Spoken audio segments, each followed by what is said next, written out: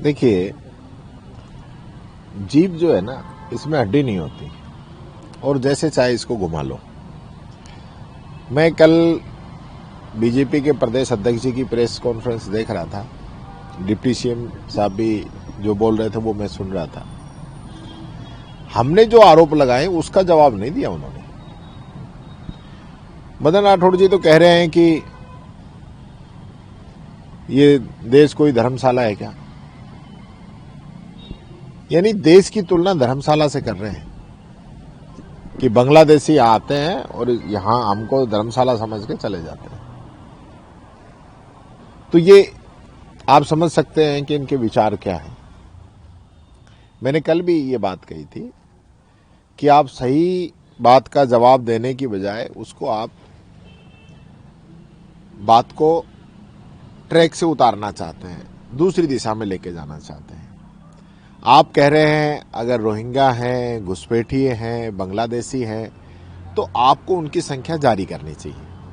आपकी सरकार है, डबल इंजन की सरकार है, और 12 साल से मोदी जी देश की जो सीमाएं हैं उनकी रक्षा कर रहे हैं। ये तो भारत सरकार के अंडर में आता है। ये तो अमित शाह जी गृह मंत्री हैं। तो जो घुसपैठिए आ गए वो तो आपको बताना चाहिए। दूसरी बात यह है कि अब हमारा जो ऐतराज है, आप बात को समझिए। एसआईआर का प्रोग्राम चल रहा है, हर एक वोटर का वेरिफिकेशन हो गया, हर एक वोटर की आईडी मैपिंग हो गई। जो हिंदुस्तान के नागरिक हैं उनकी मैपिंग हो गई। 2002 में नाम था वो मैपिंग हो गई। जिनसे आपने डॉक्यूमेंट्स मांगे थे वो उन लोगों ने दे दिए। उसमें से मात्र 11 लाख लोग ऐसे बचे हैं राजस्थान के अंदर जो अपने सबूत नहीं दे पाए थे। उनको नोटिस जारी हो गए, ड्राफ्ट पब्लिकेशन हो गया। उनको 1 महीने का समय दे दिया कि वो अपना वेरिफिकेशन करा सकते हैं, अपने कागज लगा सकते हैं। अब दूसरी बात आ रही है, ये लोग जिनका वेरिफिकेशन हो गया उन लोगों के खिलाफ बल्क में बंडल के बंडल, यानी मेरे यहां तो 25,000, कई गांवों में तो आधे आधे गांवों के नाम काटने को दे दिए। तो मैं मदन राठौड़ जी को यह कहना चाहूंगा कि आप जो बात कह रहे हैं तो हम आपके साथ हैं। अगर घुसपैठिए को आप निकालेंगे हम आपका समर्थन करेंगे, आप निकालिए। लेकिन जो हमारे देश के नागरिक हैं, राजस्थान के नागरिक हैं, राजस्थान में आज़ादी से पहले सदियों से रहते हुए आ रहे हैं, उन लोगों को आप कैसे नाम काट सकते हैं? तो यानी कि जो बीजेपी को वोट देगा वही यहां पे रहेगा, बाकी के नाम काट दो। तो हमारे नाम भी काट दीजिए आप। ये स्थिति आपने बना रखी है। खुद आपके बीजेपी के बीएलए कह रहे हैं कि हमने फॉर्म साइन नहीं किए। फॉर्म एक जगह से प्रिंट होके आए हैं। एक केंद्रीय मंत्री आए थे बंबई से जयपुर बिना किसी प्रोग्राम के। वो आए और आके 2-3 घंटे बाद वापस चले गए। उसके बाद ये पूरा डेटा जो है प्रिंट हुआ है और हर विधानसभा क्षेत्र के अंदर भेजा गया है।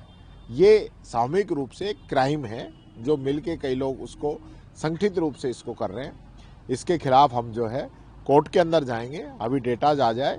कल लास्ट डेट थी, अभी तक तो सार्वजनिक हुआ नहीं है।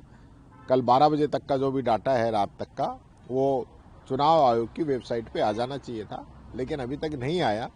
हमने प्रेस कॉन्फ्रेंस जयपुर में भी की, हमने प्रेस कॉन्फ्रेंस दिल्ली में भी की, हम चुनाव आयोग जयपुर में भी जाके आए हैं, अपनी बात रख के आए हैं कि ये जो पूरी प्रक्रिया है इसको भारतीय जनता पार्टी गुमराह कर रही है। कांग्रेस जो वोटर है उनका नाम काटने का काम ये लोग कर रहे हैं।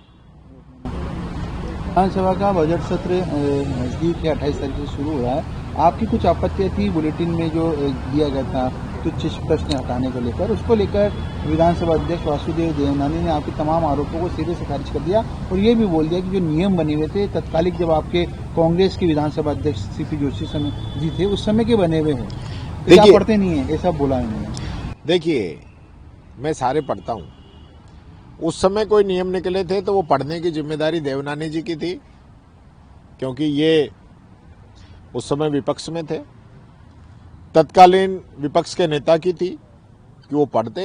अगर इस प्रकार के नियम कोई निकले जो विधायकों की हितों की रक्षा नहीं कर पा रहे थे तो जिम्मेदारी इनकी थी ना, इनको बोलना चाहिए था। अगर हमारे समय में निकला तो फिर ये क्या कर रहे थे विधानसभा में। आज मेरी जिम्मेदारी नेता प्रतिपक्ष के रूप में विधायकों के अधिकारों की रक्षा करने की है, तो मैं करूंगा। मैंने देखा कि ये नियम गलत है तो मैंने वो बात उठाई, इसमें क्या इनको आपत्ति है। ये कह के कि भी कांग्रेस का समय का ये बुलेटिन है और हम इसलिए इसकी पालना कर रहे हैं, तो ये तो गलत है। वो बताएं, सवाल लगाएंगे, हमारे सारे विधायक लगाएंगे, हम रुकने वाले नहीं है। और ये भी जो बात है, अभी तक पूरे बुलेटिन मुझे नहीं मिले हैं, पूरे बुलेटिन मुझे मिले नहीं है। इन्होंने कहा ऑनलाइन पढ़े हैं, ऑनलाइन मैंने खूब देख लिया। ये कहीं ना कहीं कोई छुपाने की बात है। मैं पूरे उनको जांच भी कराऊंगा। और सबसे बड़ी बात यह है कि अगर हमारे समय में निकला था तो विपक्ष के नेता बीजेपी के थे, उनको इस चीज पे ध्यान देना चाहिए था। किन मुद्दों को लेकर सदन में जाने की तैयारी है? देखिए, सरकारी अपने आप में मुद्दा है। अभी हम कल गए करौली के अंदर, पूरे पहाड़ बेचना चाह रहे हैं। उससे 5 दिन पहले हम बाड़मेर के अंदर गए, रातों रात यानी 31 तारीख को जब पूरे जिलों की सीमाएं सील हो गई, उसके बाद बैक डेट में 2 तारीख को ऑर्डर निकाला कि बाड़मेर का जो हिस्सा है गुड़ामलानी का, वो बालोतरा के अंदर शामिल हो जाएगा। पूरा सत्र निकल गया, बच्चों के लिए कुछ कर नहीं पाए, बिल्डिंगें गिरती रही, बच्चे दब के मरते रहे, कोई इन्होंने उनके लिए काम नहीं किया। आज भी उन स्कूलों को बंद कर रहे हैं, बच्चों को 3-3, 5-5 किलोमीटर दूर शिफ्ट कर रहे हैं। युवाओं से छलावा किया है, किसानों से छलावा किया है। युवाओं की जो वैकेंसीज हैं, जो हर साल 1 लाख वैकेंसी देने की बात कही थी, वो छलावा किया है। उन सारी बातों को लेकर, राइजिंग राजस्थान को लेकर सारे हमारे इश्यूज रहेंगे जिनको हम बात करेंगे। इसके अलावा भी पूरे राजस्थान के जो इश्यूज हैं, हमारी विधायक दल की बैठक होगी, उसमें हम तय करेंगे, फिर आगे की रणनीति हम